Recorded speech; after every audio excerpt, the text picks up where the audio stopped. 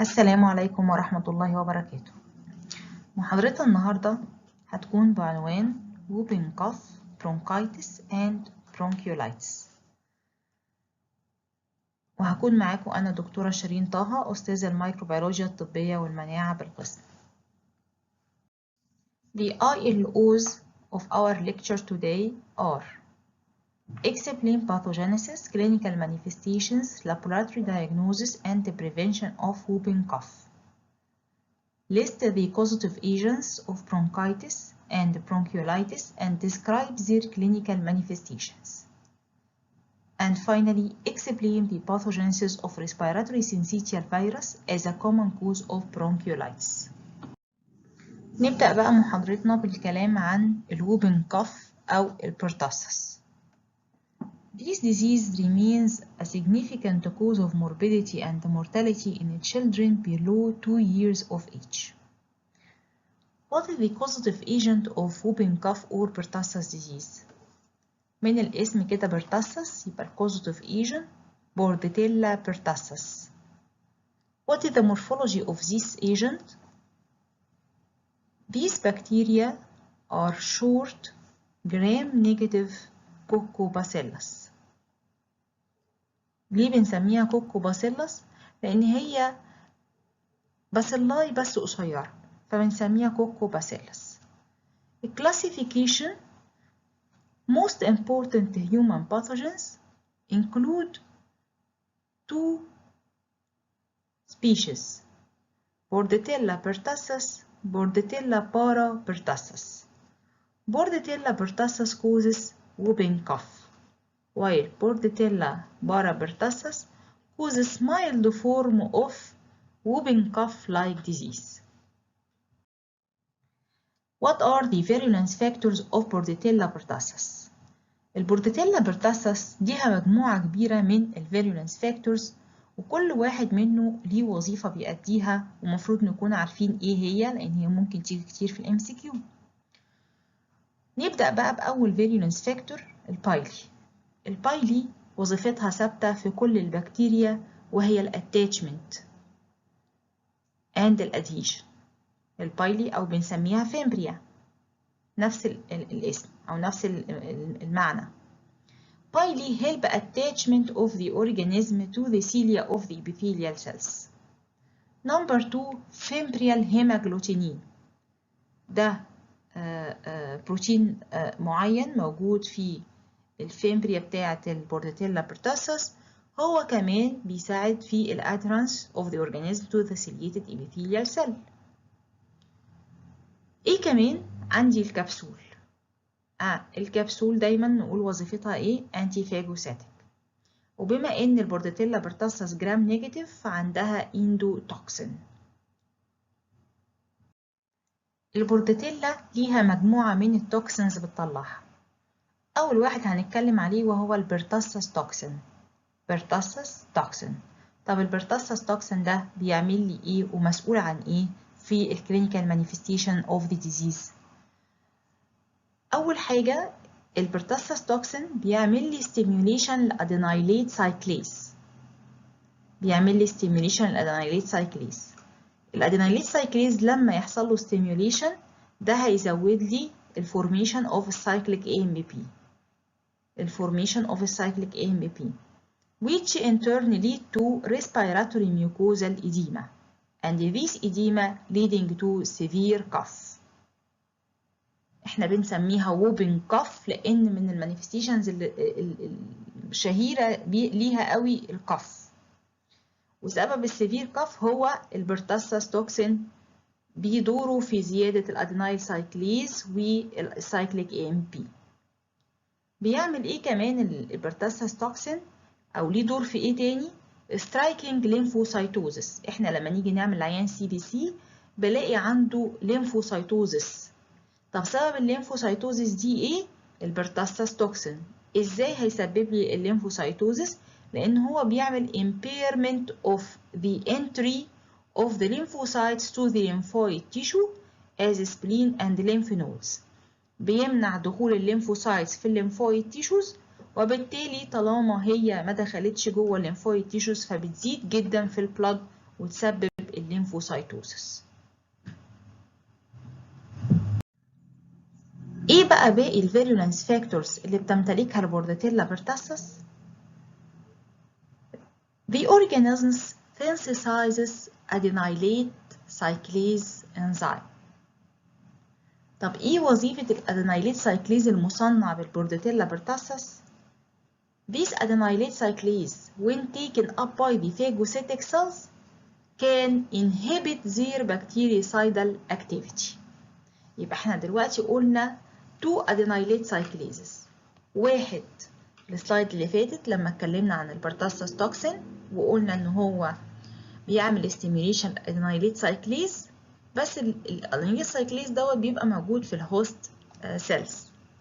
وواحد تاني الاورجانيزم بيقدر يصنعه، وهنا مسؤول عن inhibition للبكتيريسايدال activity of the phagocytic cells.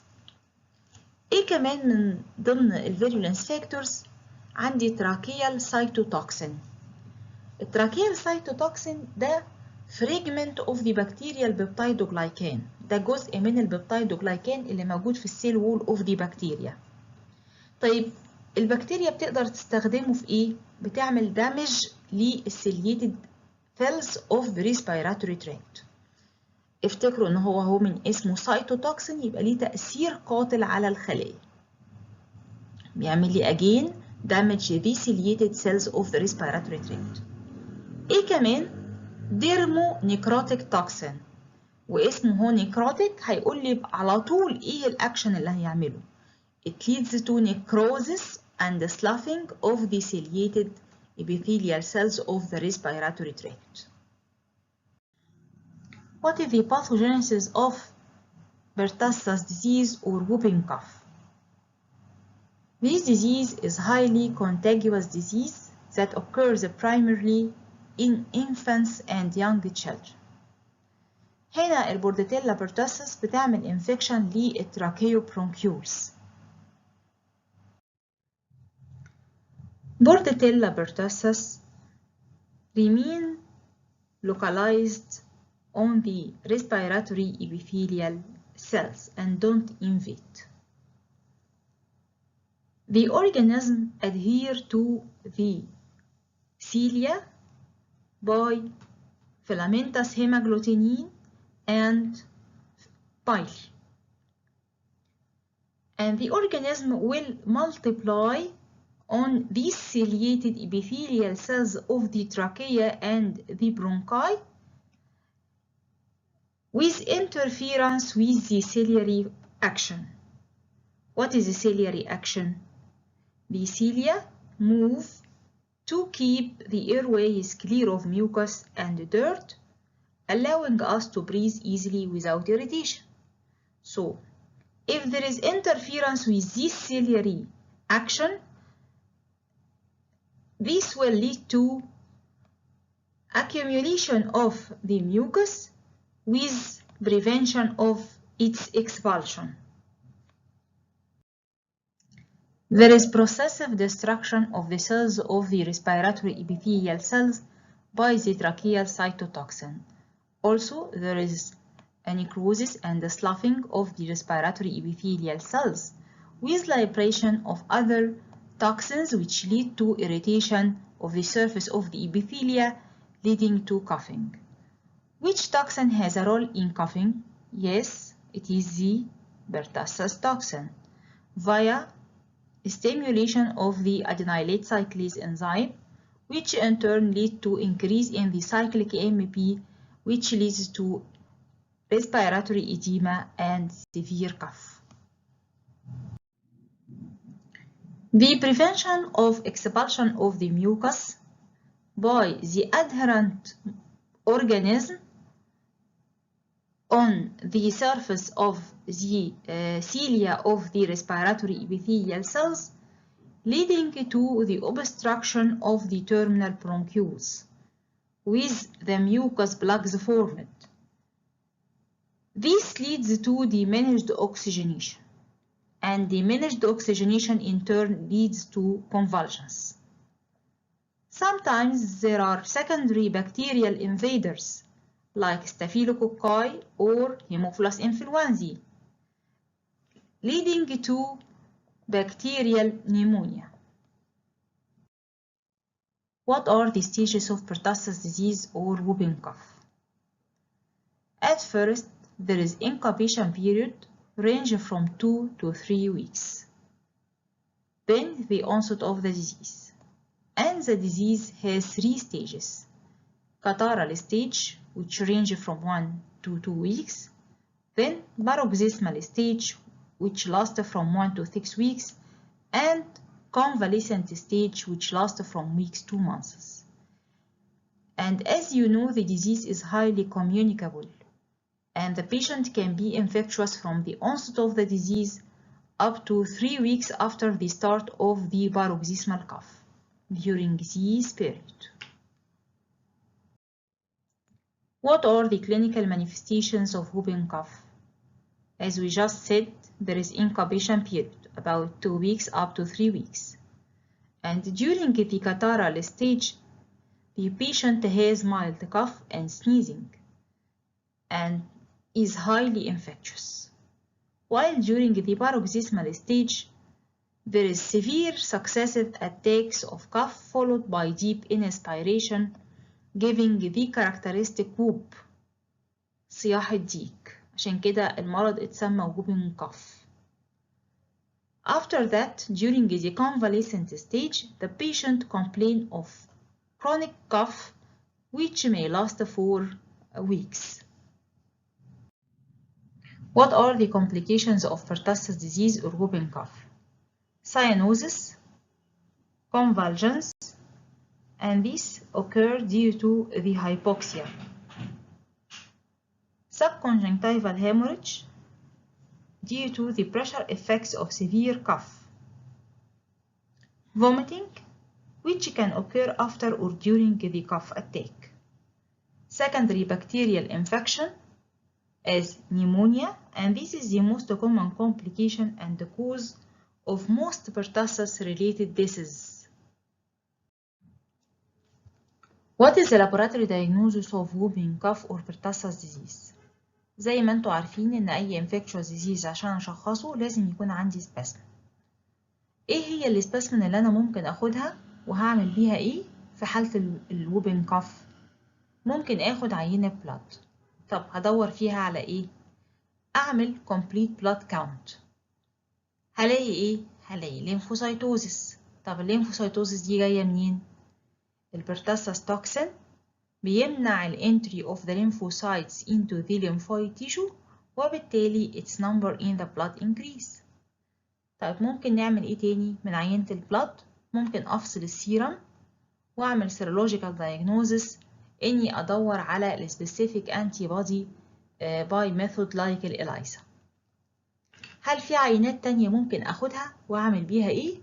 ايوه عندي a saline nasopharyngeal wash and this is the preferred sample، أو بدل الوش ممكن أعمل per nasal swab to collect the nasopharyngeal secretions during the paroxysms. طب ليه بنقول على الوش is a preferred؟ لأن أنا عندي الوش ده بيتعمل ب aspiration kit، والaspiration kit دي عبارة عن closed system، وبالتالي فرصة الكونتامينيشن بتبقى أقل من إن أنا أدخل بسواب وأجمع النيزوفارينجيال سكريشنز. طيب ليه قلت نيزوفارينجيال سباسمن وما قلتش ثروت سباسمن؟ لأن النيزوفارينكس بيبقى فيه النمبر اوف ذا اورجانيزم أكتر من الثروت سامبل، عشان كده إحنا بنفضل النيزوفارينجيال سامبل. طب هعمل إيه بالعينة بتاعتي ديت؟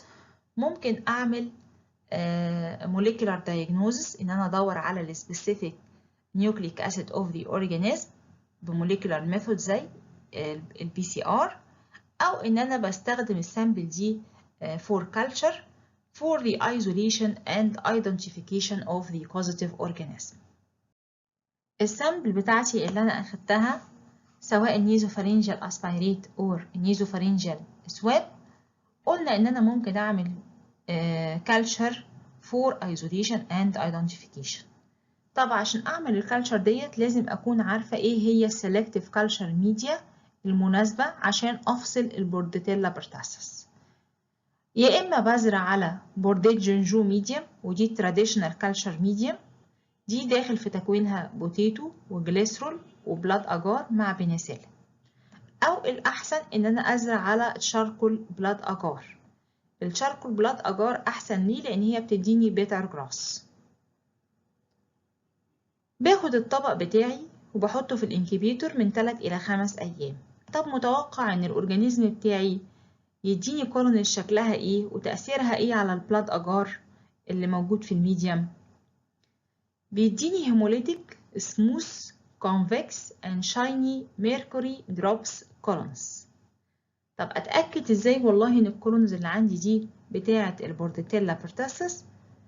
رقم 1، باخد جزء من الكولوني واعمل جرام ستيند فيلم. بلاقي ايه؟ بلاقي التيبيكال مورفولوجي اللي هو ايه؟ شورت جرام نيجاتيف باسيلاي. وطالما شورت باسيلاي يعني ممكن اقول عليها ايه؟ كوكو باسيلاي. طيب او اتاكد ازاي تاني؟ ان انا اعمل سلايد اجلوتينيشن with specific anti serum.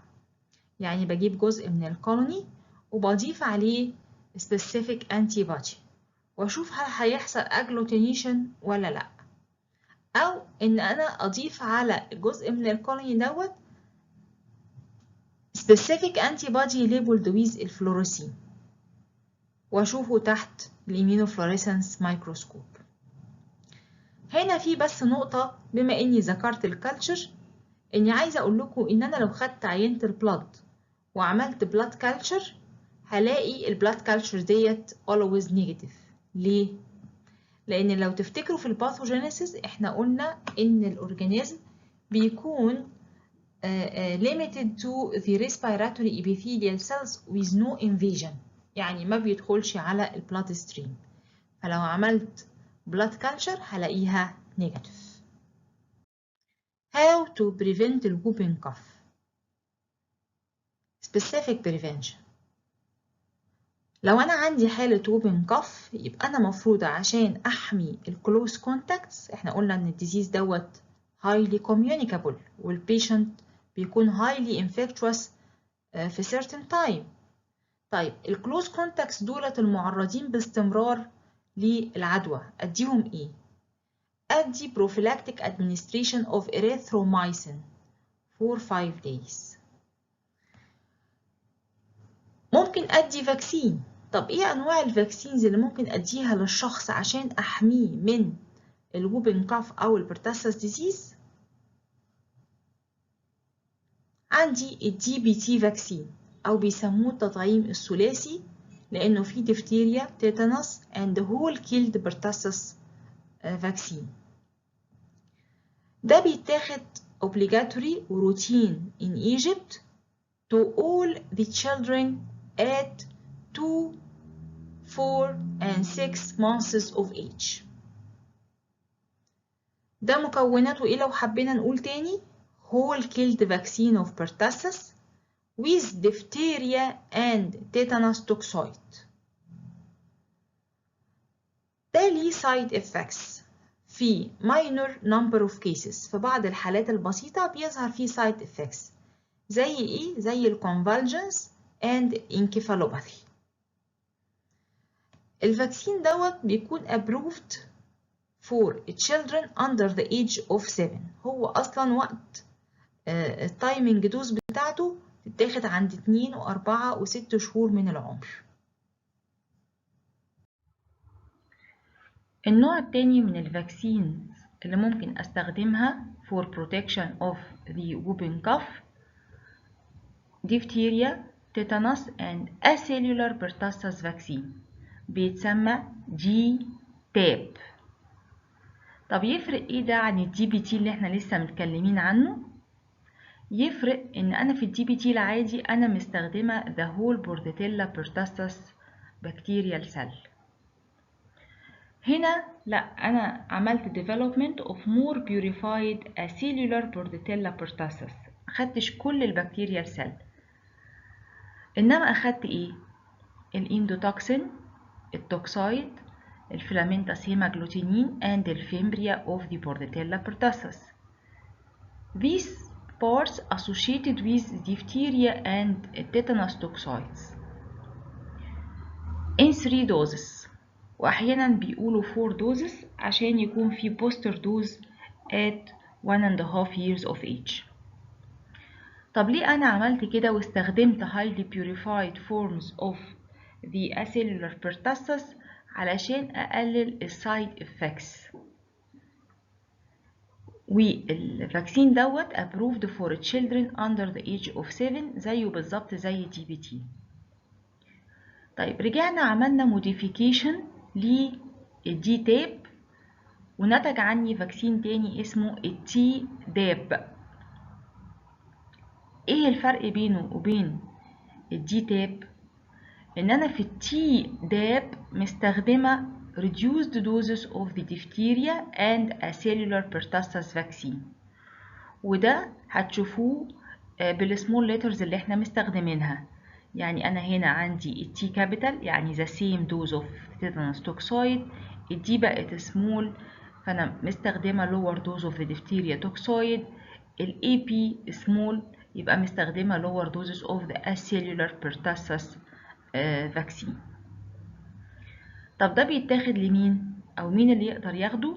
ده available for the adolescents starting at the age of 11 and for the adults who completed the recommended childhood vaccine اللي هم يكونوا أخدوا يا إما الدي بي تي أو الدي تاب. ننتقل بقى دلوقتي عشان نتكلم عن البرونكايتس. Bronchitis is an infection of the bronchi. What are the causative pathogens that could lead to bronchitis? We have both viral agents and bacterial agents. Viral agents are the most common pathogens that could cause bronchitis, and we have influenza A and B viruses, parainfluenza virus, and respiratory syncytial virus. While bacterial pathogens can cause infection on top of viral infection, leading to secondary bacterial infection. What are the organisms that could cause bronchitis?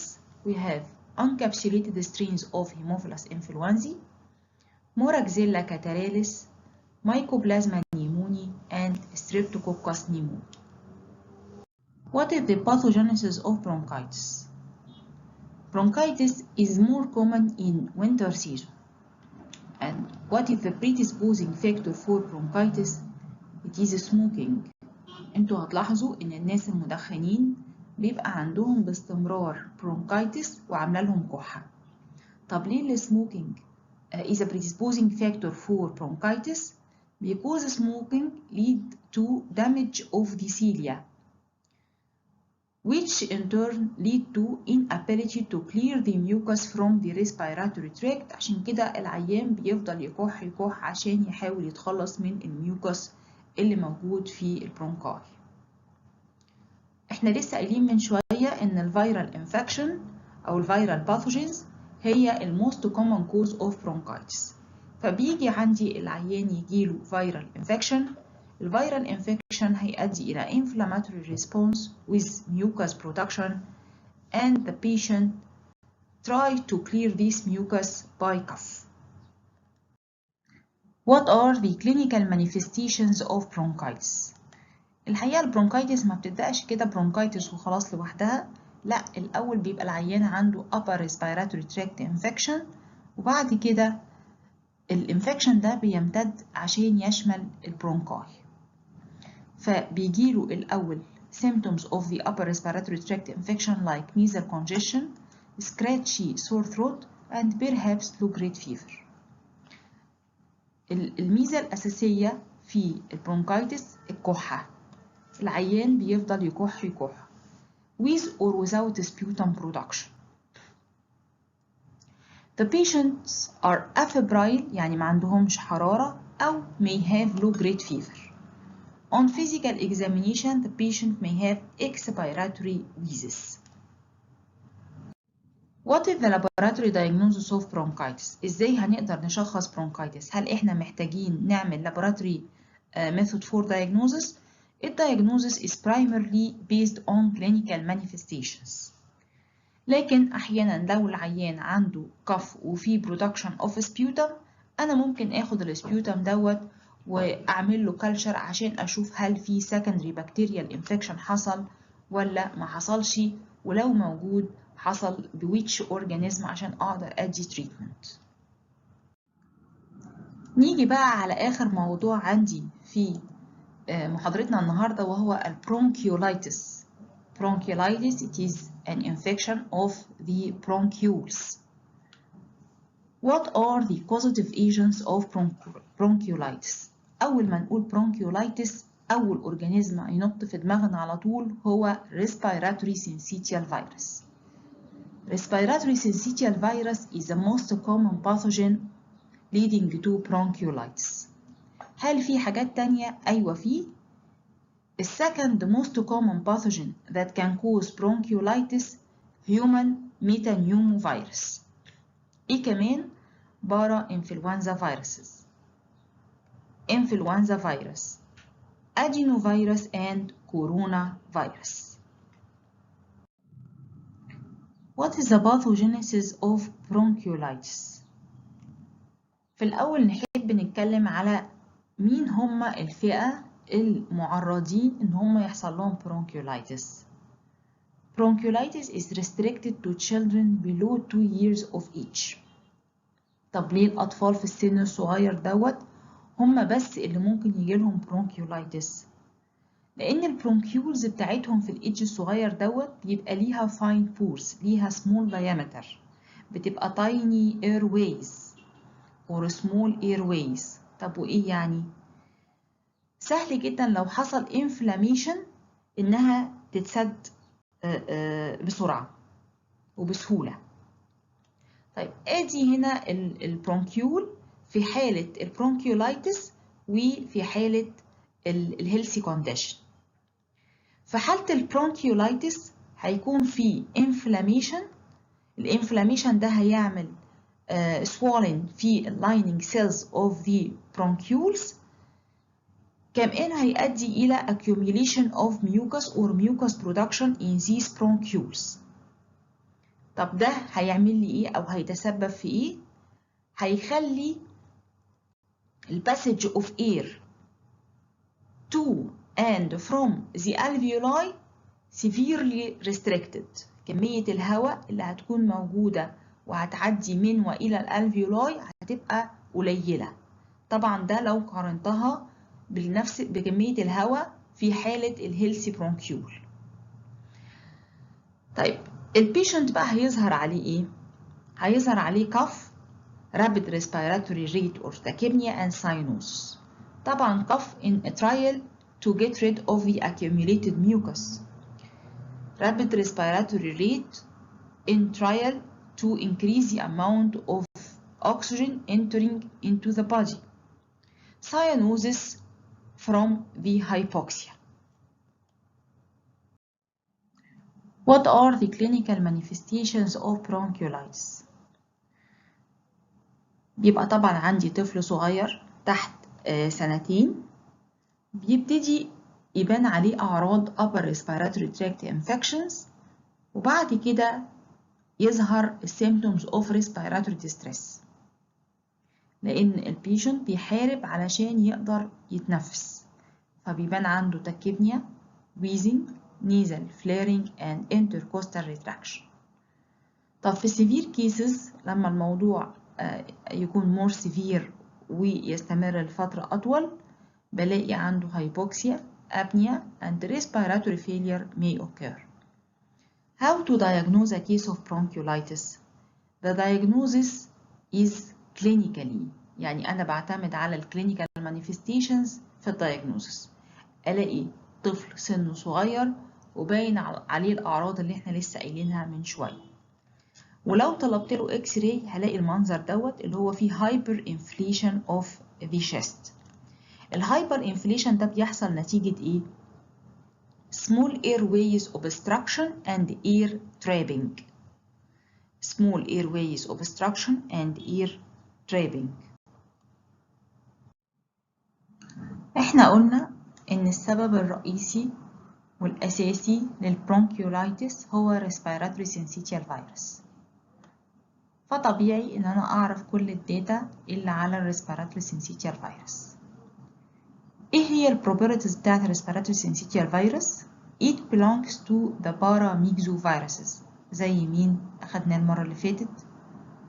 البارا انفلونزا فيروس. This virus is spherical, enveloped, and have unsegmented negative sense single-stranded RNA.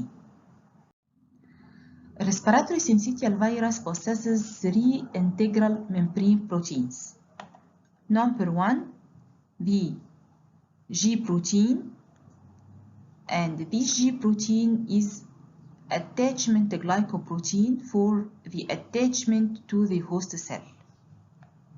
عندي كمان E fusion protein or F protein, and this is responsible for the fusion both of the viral cell membrane with the host cell membrane and fusion between several host cell membranes leading to syncytia formation.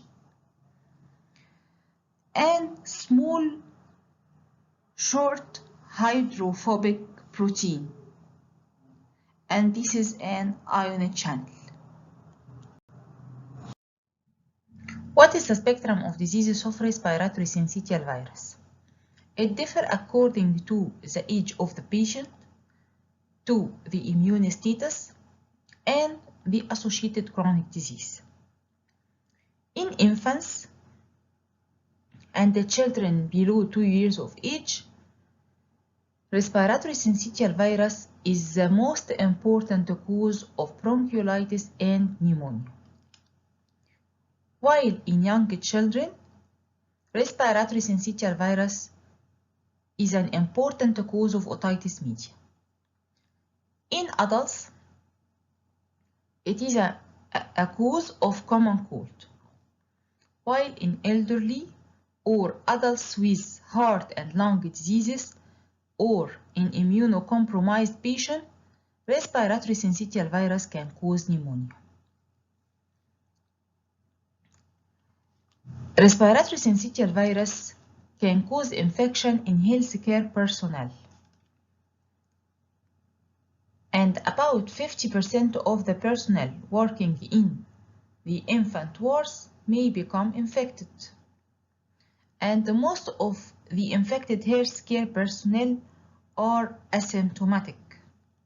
Some of them develop pneumonia, and it is called healthcare associated pneumonia. المشكلة هنا بقى في مين؟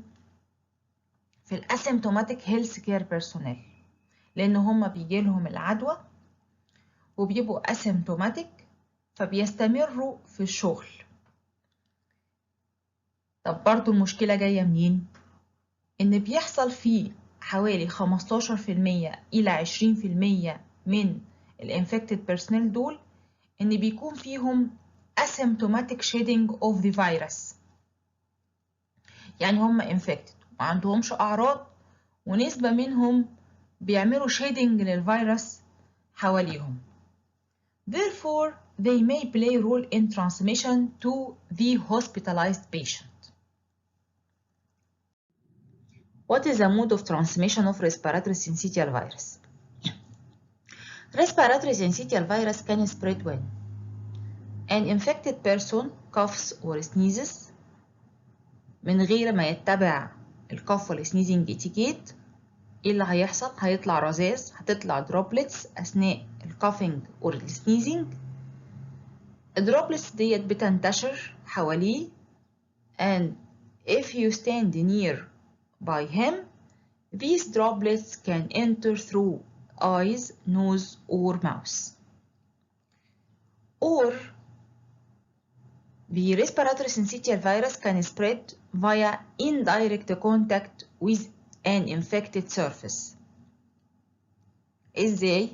عندي برضو شخص مصاب هيكح هيعطس من غير الكف والسنيزنج اتيكيت، هتطلع droplets تستقر على السيرفيس.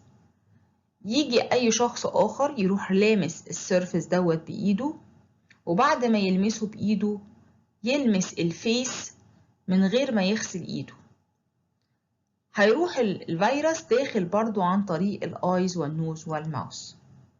وهنا المود of transmission indirect contact with infected surface. طب ايه example ل infected surface؟ زي مثلا الدور نوبس، أكر الأبواب، ممكن حاجات كتير، ترابيزات، الموبايل، اقلام، اي حاجه. او يحصل دايركت كونتاكت مع الفيروس. ازاي بقى انا هدخل اعمل دايركت كونتاكت مع الفيروس؟ لو في طفل مصاب بيعمل كافينج وسنيزنج، طبعا في الاطفال الصغيرين ما بقدرش ان انا اخليهم يتبعوا الكاف والسنيزنج اتيكيت بطريقه مظبوطه وستريكت. فاللي بيحصل ان الفيس بتاعه ممكن يبقى عليه الفيروس. اجي انا اروح على طول بايسه الطفل دوت، فانا بقيت الفيروس بقى ان كونتاكت على طول مع الماوس بتاعي من غير وسيط، فعشان كده بسميه دايركت كونتاكت or direct mode of transmission. What is the pathogenesis of the respiratory syncytial virus infection؟ لازم يبقى عارفين ان الانفكشن بيكون localized to the respiratory tract، يعني ما بيبقاش معاه فيريميا. زي مين؟ البارا انفلونزا فيروس. برضو قلنا ان في الباثوجينيسيس بتاع البارا انفلونزا فيروس بيبقى ما فيش معايا فيريميا. طب بيجي الفيروس هيدخل ازاي الهوست سيل وهيعمل فيها انفكشن، وهيعمل فيهم ايه؟ اول حاجه عشان يحصل الانيشال انفكشن محتاج يحصل اتاتشمنت. طب الاتاتشمنت دوت بيتم بين ايه وايه؟ بيتم بين الفيرال جي بروتين and receptor on the host cell. بعد كده بيجي دور الاف بروتين او الفيوجن بروتين اللي بيبتدي الفيرال انتري عن طريق انه بيحصل فيوجن بين الفيرال انفلوب للهوست سيل ممبرين. كمان الاف بروتين ليه دور في ايه كمان؟ في الفيوجن of multiple host cells forming multinucleated giant cell or syncytia formation. وقدرته على إحداث السينسيتيا فورميشن هي اللي اديته اسمه أول ما اكتشفوه. عايزين نعرف بس معلومة عن الاف بروتين عشان تساعدني في البريفنشن والبروتكشن. إن الاف بروتين بيكون مور ستيبل عن الجي بروتين، وإن الأنتي بوديز اللي أجينست الاف بروتين هتديني immunity كويسة جدا. نفتكر بس المعلومة دي عشان لما اجي اتكلم على ال prevention of the respiratory syncytial virus infections. What is the laboratory diagnosis of respiratory syncytial virus infections? These specimens could be upper respiratory specimens or lower respiratory specimens. Upper like nasopharyngeal aspirate or nasal secretions, lower like bronchoalveolar lavage. What are the most commonly used laboratory tests for diagnosis of respiratory syncytial virus? Number 1, real-time reverse transcriptase polymerase chain reaction. This test is more sensitive than the viral culture and antigen testing. What else? Antigen testing by ELISA or immunofluorescence. This antigen testing is highly sensitive in children but not sensitive in adults. Other tests that could be used but less commonly, we have viral culture to detect the cytopathic effect اللي هو ايه؟ multinucleated giant cells or syncytia formation, but this is not helpful.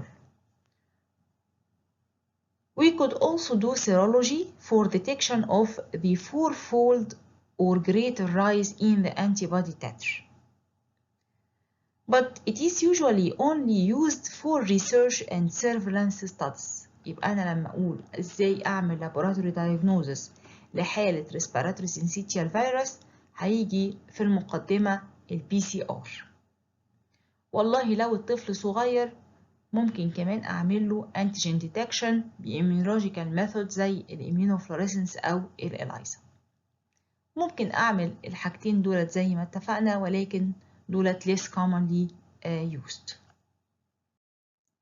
How to prevent the respiratory syncytial virus infection and to whom you will give these protective methods. We have monoclonal antibodies against the respiratory syncytial virus fusion protein or F protein. احنا قلنا ان ال F protein بيكون more stable عن ال G protein، وان الانتيبوديز اللي بتطلع ضد ال F protein بتديني immunity. عشان كده انا بستخدم مونوكلونال انتيبوديز موجهة ضد ال F protein دوت. طب ممكن ادي المونوكلونال انتيبوديز ديت كوسيلة للبريفنشن في مين؟ للهاي ريسك children اللي هم زي مين؟ زي ال premature infants and children with congenital heart disease or lung disease. الميتانيوموفيروس. الميتانيوموفيروس belongs to the paramyxovirus group. حتى لو تلاحظوا ليه نفس ال structure of the respiratory syncytial virus. الميتانيوموفيروس is responsible for spectrum of diseases. Number 1, it is the second cause of bronchiolitis. طب مين هو ال first cause؟ respiratory syncytial virus. يعني الهيومن ميتانيوموفيروس بيجي في المرتبة الثانية بعد ال respiratory syncytial virus في قدرته على إحداث البرونكيولايتس، خاصة during ال winter spring seasons. ممكن يعمل حاجة تانية، أيوة ممكن يعمل لي نيمونيا، وممكن كمان يتسبب في upper respiratory tract infection. طب هل الهيومن ميتانيوموفيروس والريسبيراتوري سينسيتيال فيروس يقدروا يعملوا كو انفكشن في نفس الوقت للطفل؟ طبعا ده يبقى طفل حظه سيء، هيجيله التو فيروسز في نفس الوقت ويعملوا له انفكشن. يبقى اكيد لما يجوا مع بعض نتوقع ان الديزيز هيكون مور وورس. يعني لو جال برونكيولايتس دي هتبقى مور سيفير اكتر من لو كل فيروس جه على حده.